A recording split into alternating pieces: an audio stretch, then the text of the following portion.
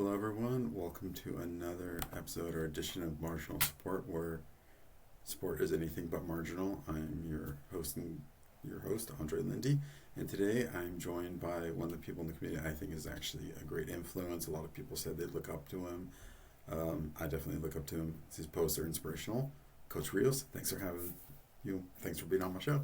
Hey, Andre, thank you so much for having me. Honored to be one of the first few guests on this epic adventure you've embarked on. Congratulations on this epic adventure. I'm looking forward to seeing uh, podcast 100 episode celebration down the road. So thank you for having me on, and I really appreciate it. Looking forward to a great conversation. Yeah, I mean, so it's interesting when I told other people that you're going to be on the show. People only were they said, "Great, that's a great person to have on." So for me, that shows me that you're pretty well respected in the community. And so I want to talk about the community for a second. The support community it's a pretty small group of people, to be honest, right?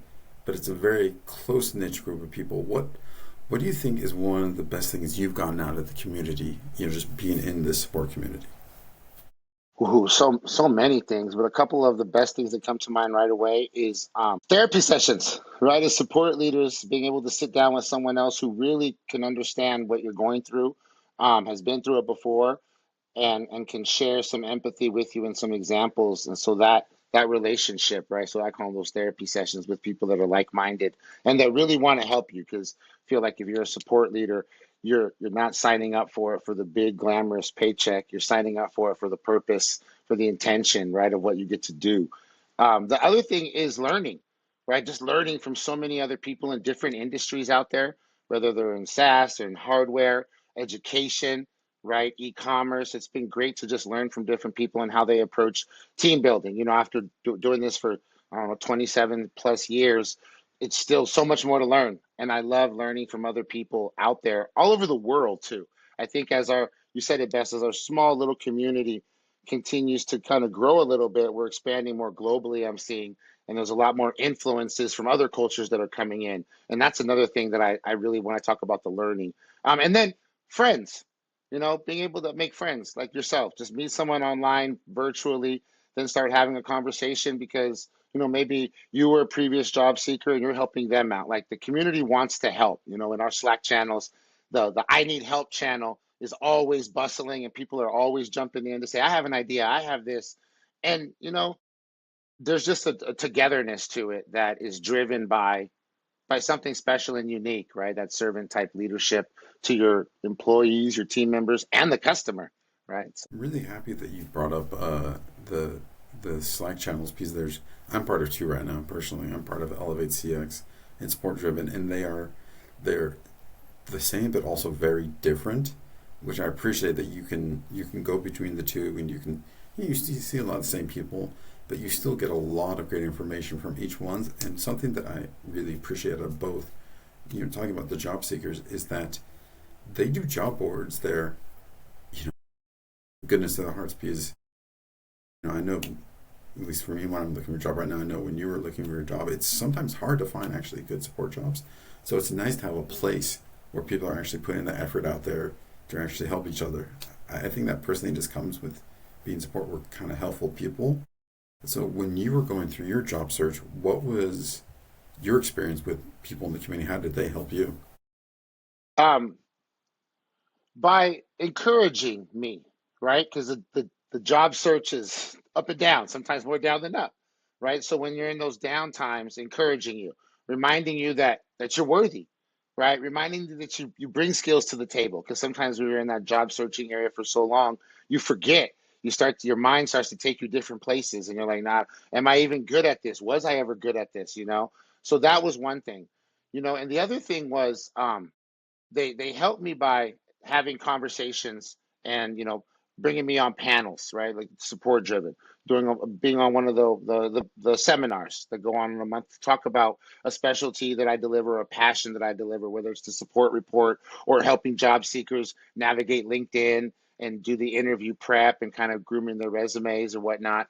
And then the other thing that I've really, through my job seeking period, that we chatted about a lot, and I always recommend to folks, so that your sense of worth and what you've accomplished and what you want to keep doing. There's an opportunity to mentor, right? Opportunity to mentor. I think one of the things that we miss as support leaders when we're in that job search and we don't have a team per se is that mentorship, right? And through the communities, you're still able to do that, right? And that's one of the things that, and I always recommend this too to everyone is, and when that chapter ends and you're in the new chapter in a new role, remember that community, continue to mentor. You might not be able to do it as much as you were before, but try to do it, right? And that's one of the things that I continue to try to give back to those communities because I remember what it was like.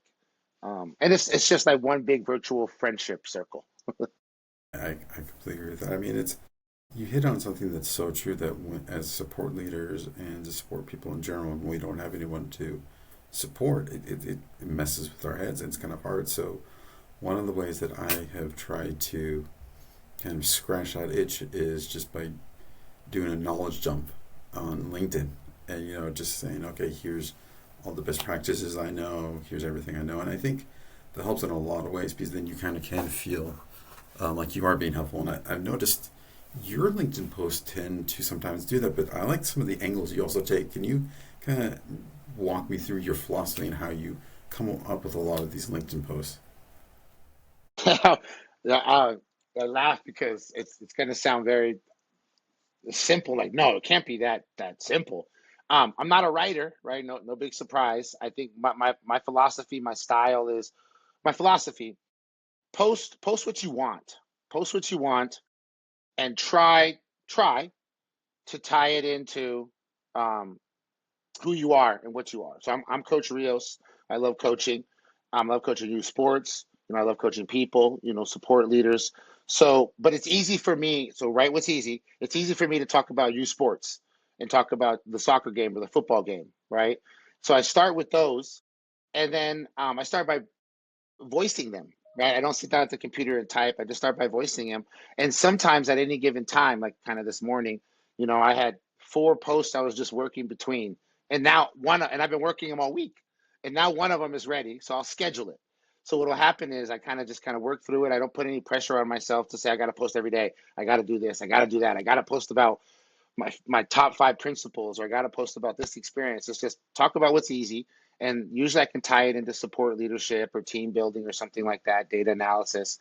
And then that usually sparks some ideas for me to write a post for the support leaders specifically.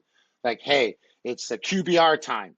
Here's a question I love to ask during the QBR, right? End of year review or a one-on-one, things like that. And then I just start tying them together, but no pressure, no specific schedule. Post for the Don't post for the likes. I say this a lot too. Don't post for the likes. Um, People are reading it, and the people who enjoy reading your stuff don't necessarily are going to post or comment on it, but they are reading it. And the one thing I'll tell people again, back to the community, is there's times where sometimes I'll go to a conference and I'll have never met someone, never seen their name, never their icon on the LinkedIn like or comments, but they'll say, "Hey, Coach Rios, I love your soccer posts. I love when you're talking about that Friday Night Lights post." And I'm just like, "Hey, awesome!" And in my mind, I'm like, "Give it a thumbs up, like send me a message, encourage me." That's kind of my style, my philosophy. It's going to be a little coach leadership driven, use sports, try to tie it back to teams, and then post about my team that I'm working with right now. So That's awesome. I can relate to that in some ways. A couple companies ago, I remember I had a woman who I hired her. She was great in support, and then recently she became a manager. And she said to me through one of my posts, or she messaged me, I can't quite remember. She goes, "Your posts are really helping me bridge that step between IC and manager." And I'm like, whoa. I mean, like she never liked anything. Well, she liked something, but she never commented. But the fact that she came and said, your posts are helping answer a lot of the questions I have right now. It's just those little things that it keep you going. Like it's like thanks. I didn't know anyone's reading this, but I appreciate that compliment right there. no, absolutely, absolutely. I think sometimes I'll get random LinkedIn messages just from folks that say, "Hey, really love that post you did last week about you know um, building a team remotely." Right, I'm doing that right now. I'd love to just chat with you about it. And I've never met the person. I'm saying, yeah, absolutely, love to get on a 15-minute walk and talk. right? I think that's the other thing we talk about the community and support leaders, and support people. They're always willing to jump on a call with you or a walk with you or exchange a text message with you, a Slack message with you to give you some pro tips and advice. And I try to do that all the time as a reciprocal to folks. So absolutely. That's great. Well, I want to go back to forget what you said, but there was something you said you wanted to touch on today. Maybe it was from that book you were showing me, or like what is one topic that you would like to share with the people today? One topic well, I guess as I'm thinking about the topic, we before we went live and started recording, Andre, my friend, is we were talking about how we met and started talking in the community, and I have this book here that I was gifted. Would have been in 22, 21 or 22 if I have to go back and figure it out. But it's the 5 year journal, and I put some stickers on here, right, Mario? Um, and it asks the same question every day for 5 years, right? And today is, May 23rd, right? And the question is, when's the last time you had an inspirational conversation, right? It's just the question. And I'll go backwards, right? So today, the 25th, year 25, I wrote down, because we started talking, and I always am inspired when I chat with you. I wrote down today with Andre, right? Boom. So that's going to be the line that I go back to next year. But then I looked up a row, and I didn't do anything in 24, which means I wasn't at my desk on that day, because that's kind of how I worked this book. I wasn't at my desk that day. But in 2023, I wrote down, back to community, back to all this stuff, my friend, is Elevate CX in San Diego. And that's because the great Sarah Hatter, who started up Elevate CX, one of the conferences in San Diego down here. I'm in Southern California, Orange County. And I was lucky enough to be a speaker there and talk. Inspirational conversations happened those 2 days, right? And I still have the notes from that day in another page here on this notebook as I wrote down, listening to the leaders talk, the speakers talk that day. And it's funny, I go back again to 22, and I shared this with you, but I'll share with everyone because this is leadership. This is what we live. And it was just a question mark. So in 22, I take go back to that year. I was a job seeker. I was that. So I think that question mark was meant to represent, kind of those things we were talking about. Like I don't know. And that's just where you were. So great book to have. This is one of those things that I start to gift around as I get to know folks. Like, hey, take this, and it's question and answer 365, 5 years. So thank you for allowing me to share that and being part of it now, because next year this will be reminded of what you're doing. So thank you. I think that's really great. I mean, it's a way to kind of keep yourself grounded in some ways because you're always doing a bit of self reflection in there. But I think it also kind of makes you mindful about, okay, what can I do today or what can I do tomorrow? So it's a good way to give yourself purpose. It's a good way to like keep yourself focused. So I think that's a great recommendation right there. Yeah, One thing thank you. I'm kind of curious about also is through this, this community and everything else, what's advice you give to someone if they feel like it's too daunting and they say, okay, I'm just a level one support person, right? So, because you see a lot of leaders, doing posts or being, very active in the community. But then one thing I don't see a lot, and I would really like to see is, more your ICs get involved. What would be your advice to ICs that's, say, hey, I want to get involved in the community, but I don't feel like I have anything to share? First, you do have something to share. That's the first thing I tell them, and then we dive into it. I also go into and I share, and I had this conversation with members of my team yesterday at the city side team that I lead there, the Great Concierge team. And you don't have to have a manager title to be a leader, right? You don't. You really, really That's great. don't. I believe that, and that's how I lead, right? I lead with I like to let folks know you have the opportunity, full autonomy, full agency to be have as much extreme ownership as you'd like, right? So I kind of set the stage with those phrases, those frames, those guides, and then we go into the examples, right? And it becomes nobody. And I go into before going into the examples, I use the line, Nobody knows more about what's going on with the customer product or services than the folks that are talking to the customer, right? One of the phrases that I talked about this week with my team was, and I used it as we're talking about working with our internal partners and building our programs out, our process, our procedures, which is at the end of the day, team, and I was in the office, I'm like, everyone here in this office, we all work for the customer, but we, concierge team, customer experience team, we are the voice of the customer. So we have the So true. opportunity to drive change, right? We really do. And then I go into examples, right? And then by then, hopefully, I've had some wins that I can remind them of. Remember, we brought this up. Look what happened. Remember, we brought this up. Look what happened. Remember, we brought this up. Look what happened. Set the stage for that. And then let them know. And then through one on ones and conversations, right? It's okay to not want to be, you don't have to be a people manager to progress in your career. You don't have to be So at true. all. And you don't, and it's not, and I'm going to use a really good example here. It's not losing or failure if you try to be a people manager and you go and you take a role, you give it a shot, and you realize this is not for me for whatever reasons it is. There's no shame in that, right? That's self-awareness. That's winning.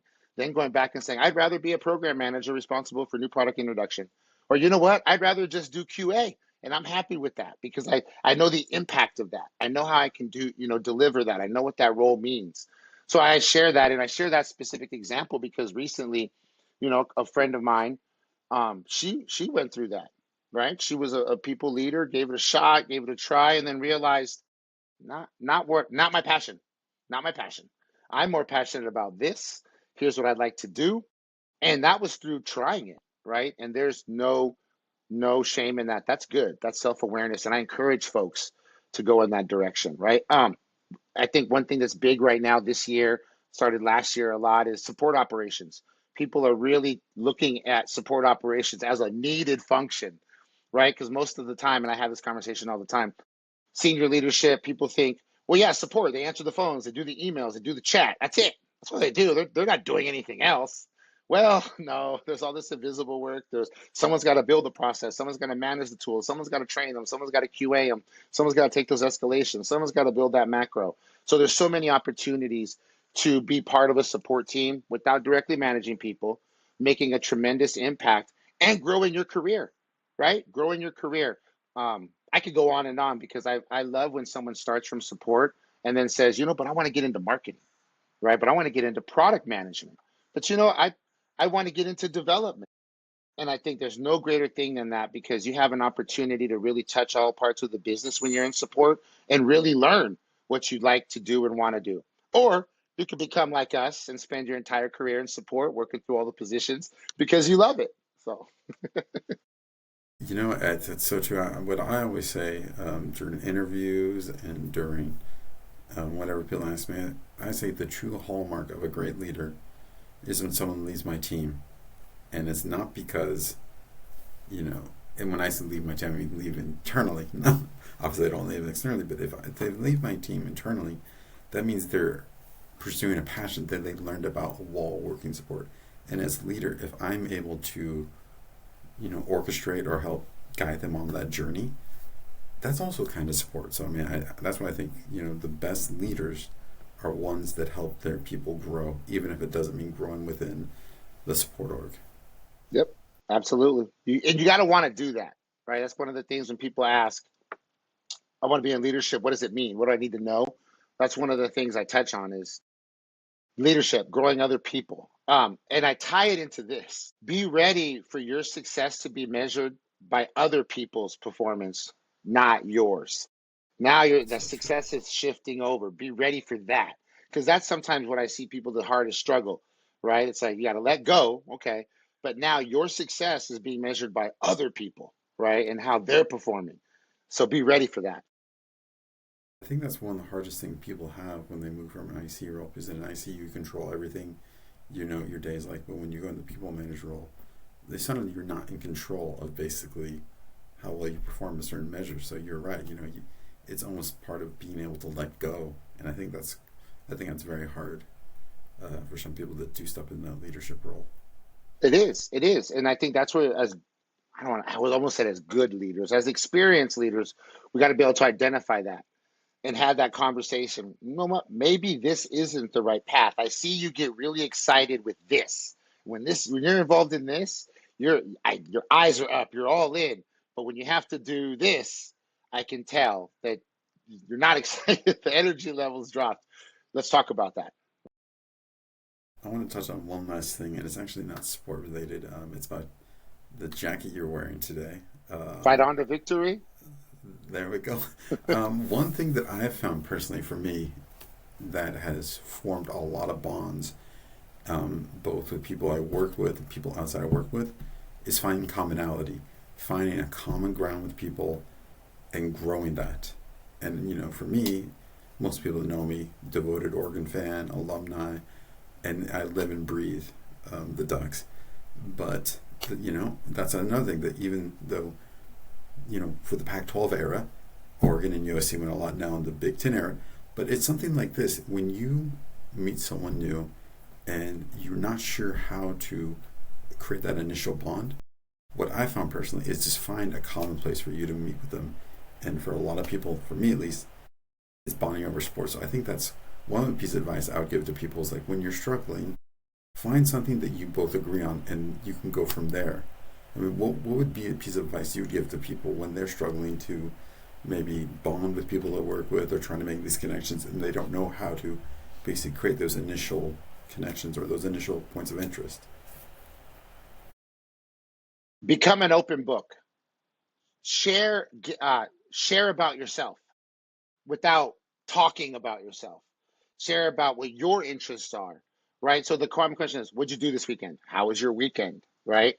Spin it around, right, as you're opening up your Monday stand-up meeting or whatnot. Oh, sorry today, a little bit excited today. The Jaguars made the tournament next weekend, so my mind and the team starts to see like, oh, coach really, that's his passion. That's it. So then in one-on-ones or something, they'll start to ask the question and then share about themselves. Oh, like a coworker, my kid's got a recital coming up. I'm really excited about them. Oh, that's awesome. How do they practice for that? And then have a conversation, look them in the eye, and be intentional about actually wanting to learn what those interests are, right? Don't do the phone thing, don't the look away thing, but really like and ask and go, oh, how long have they been doing that? Did you grow up doing that?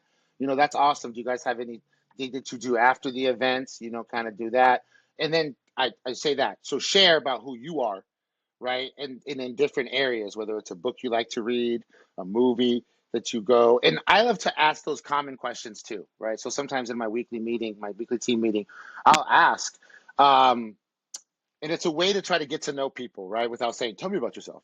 Uh, what's one movie or TV show when you're flipping through the channels, if it's on, you have to watch it. No matter what, you're going to watch it, right? Or what's one song that when you need to get yourself hyped up for the weekend or the morning that you play?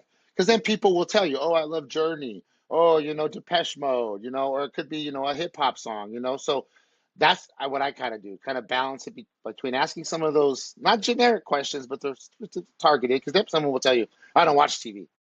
Awesome. So how do you unwind? Tell us about kind of that thing. And Exactly. then you start to build those relationships that way, right? Well, I think that's a great answer. Well, Coach, it was a pleasure having you on. I enjoyed our conversation, and I'm just going to wrap up this episode by saying remember, everyone, support is not just a job, it's a mindset. See everyone next episode. Talk to you later. Bye.